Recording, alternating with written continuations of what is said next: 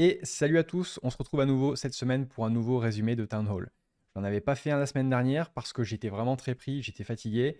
J'ai essayé de filmer un truc, hein, mais parfois, même avec la meilleure volonté du monde, ça le fait pas. Je m'exprimais mal, c'était confus, donc voilà, c'est pas grave. Je ferai une vidéo séparée par rapport à l'annonce qui a été faite la semaine dernière, qui est un nouveau partenariat pour un nouveau jeu.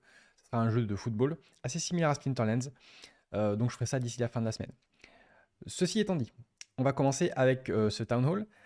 Alors j'ai un peu la poisse, parce que en fait, j'ai enregistré la vidéo tout à l'heure et cette fois-ci, j'avais pas le son. La dernière fois, j'avais oublié de m'enregistrer. Cette fois-ci, j'avais pas le son. Mon micro n'a pas été détecté, donc bon, bref. C'est pas grave, on va recommencer tout de suite. Alors, sans transition, c'est parti. Alors, la roadmap.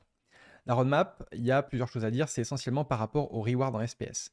Les rewards en SPS sont prévus d'ici la fin du mois. Donc là, il y a une nouvelle saison qui vient de démarrer. Tac. Donc peut-être d'ici la fin de saison ou début de saison prochaine, on pourrait avoir les rewards en SPS. Donc ça peut être assez bientôt finalement. Ce qui est pas mal parce que ça fait un certain temps qu'on attend tout ça. Les SPS seront directement stakés. Donc ça, effectivement, c'est quelque chose qu'ils avaient dit, ça a été confirmé. Il faudra donc unstake si on veut les utiliser, si on veut les dépenser, etc. Et il y aura aussi une nouvelle chose qui va arriver, ça va être le burn du SPS pour du DEC. Autrement dit, on va pouvoir burn 1$ de SPS pour obtenir 1000 DEC. Évidemment, ça n'est intéressant que si le DEC est au-dessus de son PEG. Parce que si on obtient par exemple 1000 DEC aujourd'hui et que ça vaut 56 centimes, bah on burn 1$ de SPS pour avoir 56 centimes de DEC, c'est pas du tout intéressant. Autant aller plutôt sur le marché secondaire, sur Hive Engine, et swapper du SPS pour du DEC. C'est beaucoup plus intéressant. Par contre, si on revient au PEG ou si on dépasse le PEG, là, ça sera particulièrement pertinent, ce qui permettra de faire en sorte que le DEC soit plus ou moins un stablecoin, plus ou moins aux alentours de ce qui était l'intention de départ, c'est-à-dire 1000 DEC pour 1$. Aussi, comme les rewards seront en SPS, il n'y aura plus de rewards en DEC, donc il y aura beaucoup moins de DEC en circulation. Donc on peut s'attendre, d'ici les prochaines semaines, à ce que le DEC remonte vers son PEG. Là, actuellement, il est en dessous de son PEG, ce qui est aussi une opportunité. Hein, si vous voulez acheter des packs ou des potions ou quoi que ce soit, c'est le moment. À mon sens, hein, c'est pas un conseil en investissement. C'est sans doute d'ailleurs un achat que je vais faire dans les 1 à 2 semaines qui viennent. Je pense qu'il faut que j'achète du DEC là. Parce qu'après, j'aurai plus vraiment l'opportunité de faire ça. Ok pour ça. Ensuite, la gouvernance. Alors la gouvernance de SPS, la gouvernance de manière générale dans la crypto, c'est quoi? C'est la team propose quelque chose et nous, en tant que détenteurs et stakers de SPS, on peut voter oui ou non, est-ce que ça va être implémenté ou non. Donc ça, c'est un peu un aspect démocratique plus ou moins. C'est quand même dominé par les whales parce que forcément, plus quelqu'un a du SPS staké, plus son pouvoir de vote est élevé. Ceci étant dit, c'est pas forcément plus mal parce que les whales, c'est eux qui ont le plus investi dans le jeu, c'est eux qui ont le plus d'actifs dans le jeu, c'est eux qui jouent souvent depuis le plus longtemps, ça fait 2, 3 ans, 4 ans qu'ils jouent, et c'est eux qui connaissent le jeu le mieux et qui savent ce qui est bien, ce qui est pas bien pour l'économie et pour l'écosystème de manière générale. Donc c'est pas quelque chose de forcément gênant, même si en tant que petit poisson dans l'eau, avec 100 SPS ou 1000 SPS, on peut se sentir un peu faible. Moi j'ai quelque chose comme 35 000 SPS, un peu plus, mais malgré ça, j'aurais pas non plus un pouvoir de décision phénoménal. Mais voilà, c'est un petit plus qui sera implémenté sans doute d'ici l'année prochaine. Donc ils en ont parlé. Les prérequis pour les lens, ils continuent de bosser dessus. Il y aura sans doute une annonce, voire même un trailer pour les lens à Splinterfest. Splinterfest, c'est un événement en présentiel qui va avoir lieu le 8 et le 9 octobre à Las Vegas, aux États-Unis. Et donc il y aura davantage d'informations. Il y aura aussi un nouveau format de tournoi qui sera présenté là-bas. Donc je pense en fait qu'ils vont essayer de faire des annonces et de lancer des choses vraiment pour Splinterfest, pour essayer de profiter de la hype et du marketing qu'il va y avoir autour de ça. Par exemple, le full release de Rift Watchers pourrait avoir lieu plus ou moins à ce moment-là, je pense. Ça me paraîtrait en tout cas cohérent, c'est intéressant quoi, de timer un petit peu tout ce qui va sortir au niveau de Splinterfest. Ensuite, Rift Watchers. Alors, les packs vont sans doute être en vente à partir du mois prochain. Ce qu'ils ont dit, ça serait effectivement début septembre, voire même mi-septembre. Donc, ce serait la pre-sale. Donc, on pourra acheter des packs avec encore une fois des bonus, avec des points de airdrop, etc. On aura plus d'informations peut-être 1 ou 2 semaines avant la pre-sale. Enfin, on pourra avoir plus d'informations pour prendre notre décision. Mais on pourra acheter des packs en tout cas. On ne pourra pas les ouvrir tout de suite, mais on pourra au moins les acheter. Et il y aura une carte promo, je crois qu'elle s'appelle Lux Vega. On ne sait pas trop si ce sera un monstre, un summoner, etc. On ne sait pas ses stats, mais on pourra l'obtenir en pré-sale. Alors, elle sera niveau max. Et d'ailleurs, je crois qu'ils ont donné le prix. Je crois que ce sera 1000$ quand même.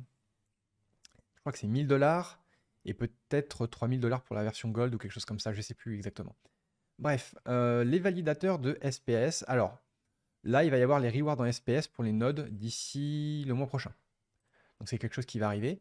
Donc là, c'est vrai qu'en ce moment, il y a moins de distribution de SPS puisqu'on n'a pas encore les ranked rewards, on n'a pas encore les guild brawl rewards, on n'a pas les rewards pour les nodes non plus. Donc une fois que tout ça, ça va revenir, il y aura tout d'un coup plus de distribution et potentiellement plus de pression vendeuse. Donc en fait, il va y avoir un équilibre entre d'un côté, on va distribuer plus de SPS et de l'autre, il y a Rift Watchers qui va arriver, il va y avoir plus d'utilité, etc. Donc est-ce que le prix va monter ou baisser? Je sais pas, ça dépendra encore une fois aussi du marché traditionnel, du marché crypto général. Euh, on verra ce qu'on fait le moment venu. Mais c'est vrai que si le SPS reste à des prix plus ou moins similaires à ce que c'est actuellement, j'ai pas envie de dépenser trop de SPS pour acheter des packs Rift Watchers. Donc je verrai. Une autre stratégie aussi, c'est d'acheter des cartes directement sur le marché secondaire plutôt que d'acheter des packs. On verra.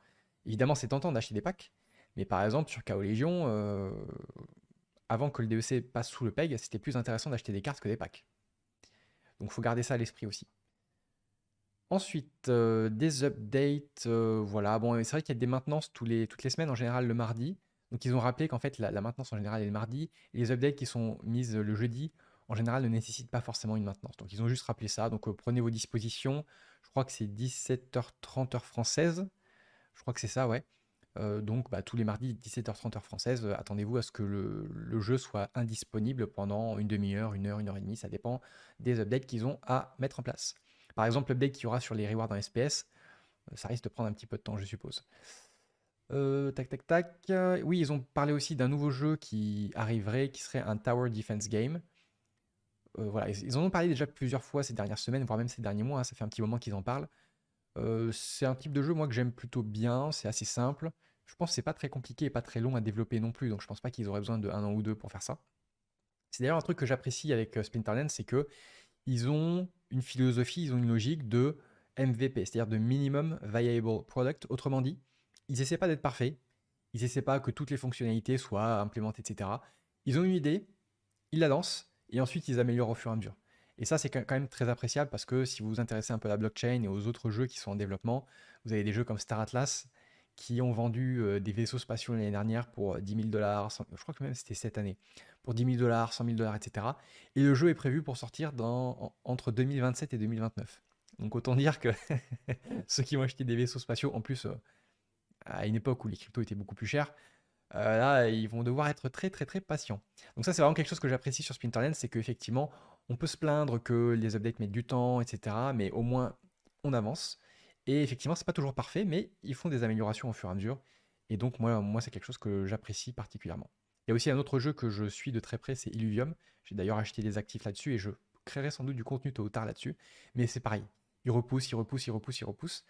Et c'est assez pénible, pour être honnête. Donc voilà. Splinterlands, de ce côté-là, c'est assez cool. Au niveau de l'équipe créative, le artwork pour Rift Watchers, globalement, il est terminé. Ils vont vraiment complètement finaliser cette semaine. Ils avaient même dit dans les 24 à 48 heures, donc peut-être qu'au moment où je parle, c'est déjà fait.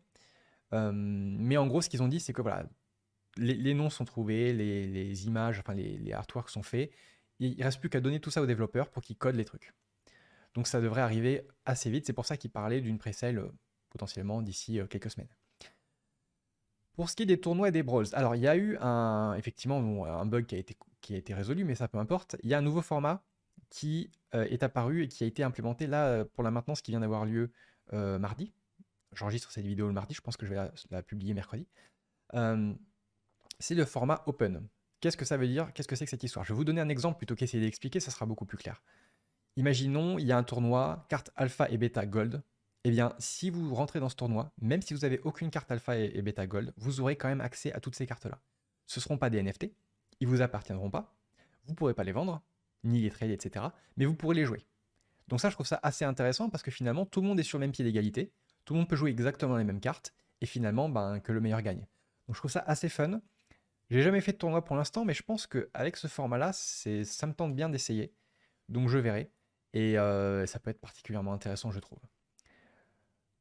Et ce qu'ils ont dit aussi, ouais, ils en parlent après, c'est qu'il y aura du KYC, c'est-à-dire qu'il faudra vérifier l'identité. Alors je ne sais pas si ce sera pour tous les tournois, mais en tout cas, il y aura une vérification d'identité qui sera nécessaire pour éviter les bots, etc. Enfin, pour que ce soit un peu fair play. Ensuite, pour les feedbacks et les suggestions, il n'y a pas grand-chose à en dire. Ils ont rappelé qu'il y avait des suggestions et feedbacks qu'on peut donner directement à la team et que c'est pris en compte. En tout cas, c'est pas toujours implémenté parce que parfois c'est plus compliqué que ça. Ce qu'il disait, c'est que parfois faire une modification entraîne un peu un effet domino et qui finalement il faut changer plein d'autres choses. Donc c'est pas forcément évident de mettre en place les changements, etc. Ça peut prendre du temps, mais en tout cas ils sont toujours à l'écoute. Et si possible, évidemment, ils implémentent les changements même dans une petite maintenance comme ce qui vient d'avoir lieu. Pour Splinterlands TV. Alors, pas grand-chose à dire cette semaine. Ils ont mis un clip, de la semaine. Il y a eu un nouveau site aussi. Alors, je peux vous le montrer rapidement. Le site précédent était très basique, fond noir. Enfin, c'était très très fade. Là, ils ont un peu rebrandé le truc. Et aussi, ça c'était la semaine dernière, ils ont réouvert les candidatures pour Splinterlands TV. Donc, ben, j'ai postulé. J'ai un entretien demain. Enfin, aujourd'hui, quand vous verrez la vidéo, je pense, je la sortirai mercredi. Et bah, je vous tiendrai au courant pour voir un petit peu ce qui va se passer. Je peux streamer soit en français, soit en anglais, donc je ne sais pas encore ce qui va devenir. J'aurai la réponse finale sans doute la semaine prochaine.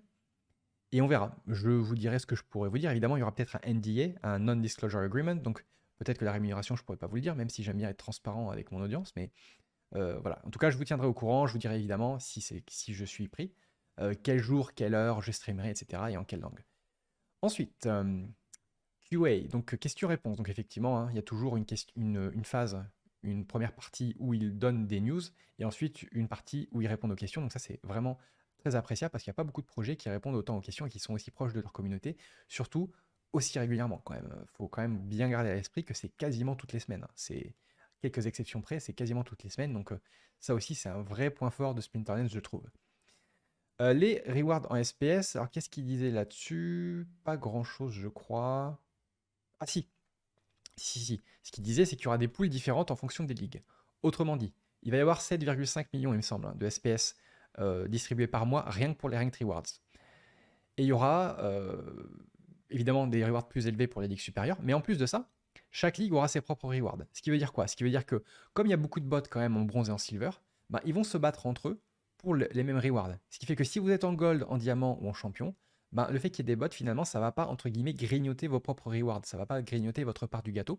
Et comme en plus, dans les ligues supérieures, il y a beaucoup moins de joueurs, bah, ça veut dire qu'il y a moins de personnes qui se battent pour plus de rewards. Donc forcément, individuellement, on gagne beaucoup plus de rewards. Donc vraiment, si possible, si vous, en fonction du budget de chacun évidemment, je vous invite fortement à au minimum sortir de bronze et au minimum aller en high silver, voire même vraiment gold. Je pense que très bientôt, ça sera plus intéressant d'être en gold 3, c'est-à-dire vraiment au bas du bas du bas de gold, que d'être au top de silver. Actuellement, c'est pas le cas. Il vaut mieux être en silver 1 qu'en gold 3. Je pense que dès que ça sera mis en place, ça sera plus intéressant d'être en gold 3, j'en suis quasiment sûr. C'est d'ailleurs pour ça que j'ai fait la transition. Maintenant, je joue en gold, même si c'est dur. C'est pas grave, j'anticipe un petit peu, je prends les devants. Ensuite, ils ont parlé de GLS, donc ça, effectivement, c'est une annonce qui a été faite la semaine dernière, donc je vous ferai une vidéo séparée là-dessus. Ça sera un jeu de football, plus ou moins, assez similaire à Splinterlands dans le sens où il y aura des cartes, il y aura des packs. Pareil, un pack pourra permettre d'obtenir des cartes. Un auto-battler, donc quand vous cliquez sur Play, bah, les cartes vont s'affronter entre elles. Et ça sera des games de 2 à 5 minutes, donc assez similaire à Splinterlands. Splinterlands, c'est 2 minutes 30 en général, à peu près, pour préparer votre équipe. Et là, ça sera plus ou moins la même chose, je pense. Splinterfest, voilà, bon, ils ont parlé un petit peu des tickets. Alors pour Rift Watchers, oui, donc ils donneront les informations pour Rift Watchers un peu avant la pré-sale, peut-être 1, 2 semaines avant, on ne sait pas, pour expliquer justement, voilà, si vous achetez X pack, vous aurez X airdrop, quels seront les avantages, les bénéfices, etc. Aussi, on ne sait pas encore combien de vouchers il faudra en pré-sale. Est-ce qu'il faudra un voucher par pack ou 2 ou 3, combien il en faudra. Donc tout ça, ça sera évidemment révélé un petit peu avant la pré-sale. Ensuite, pour les tournois, bah, c'est ce que je parlais tout à l'heure, c'est le KYC, donc ça, je vais passer. Et on arrive au Eye Candy. Donc Eye Candy, ça fait toujours un petit peu plaisir de voir un petit peu sur quoi ils travaillent et ce à quoi on va pouvoir, ce qu'on pourra voir un peu dans le jeu plus tard. Donc là, ça va être les packs Rift Watchers, ils appellent ça des gems. Donc voilà à quoi ça ressemble. On ne sait pas encore quelle va être l'animation lorsqu'on va l'ouvrir, mais voilà à quoi ça ressemble. Donc c'est un peu un design un peu différent. Le logo pour Rift Watchers, donc voilà, très similaire à Splinterfest, hein, finalement. Ils ont pris à peu près je pense qu'ils ont pris la même police d'écriture, ils ont pris le même style. Et ensuite, bah, derrière ça, il y a une image. Et ici, on voit cette image justement en question. Donc on est sur un truc un peu futuristique, un peu sci-fi. Bon, on voit une espèce de portail interdimensionnel, ou je sais pas comment on pourrait appeler ça. Donc ça s'imbrique un peu dans le lore. Et voilà, on verra un peu ce que ça donne. Ensuite, on a une carte Riftwatcher justement. Donc là, on voit effectivement que le artwork, ça n'a rien à voir avec les cartes alpha et bêta. Là, c'est vraiment assez impressionnant quand même. Alors, c'est pas non plus hyper réaliste, mais justement, c'est ça qui est intéressant. C'est que ça vaut pas le coup d'essayer de faire des cartes réalistes ou vraiment photoréalistes ou des choses comme ça, parce que bah, la technologie évolue et finalement, quelque chose qui paraît réaliste aujourd'hui paraîtra obsolète d'ici un an ou deux. Donc là, ils ont vraiment leur propre style. Et ça commence vraiment à être un style reconnaissable, parce que par rapport aux éditions précédentes, c'était très aléatoire dans le sens où il y avait plusieurs artistes qui avaient leur propre style, etc. Il n'y avait pas vraiment de style Splinterlands. Et là, je trouve que on commence vraiment à voir un style Splinterlands, et notamment avec les couleurs, les effets de lumière. Je trouve que c'est très spécifique et très bientôt, je pense que quand on verra un monstre ou quoi que ce soit sur les réseaux sociaux, sur Twitter ou sur une miniature YouTube, on pourra vraiment tout de suite se rendre compte que c'est une carte Splinterlands. Alors évidemment, nous en tant que joueurs, on sait quelles cartes font partie de Splinterlands ou non, mais même quelqu'un d'externe qui suivrait le projet peut-être de très loin pourrait assez rapidement se rendre compte que c'est Splinterlands. Donc voilà pour ça. Et ensuite, on va finir avec des badges, des concepts de badges pour Modern et Wild. Et ça, ce qu'ils expliquaient, c'est que Modern et Wild, qui a été implémenté il y a peut-être maintenant un mois ou deux, ça fait déjà un petit moment, peut-être même un peu plus, c'était juste la version 1 et ils continuent de travailler sur le artwork, sur comment améliorer les choses à l'avenir.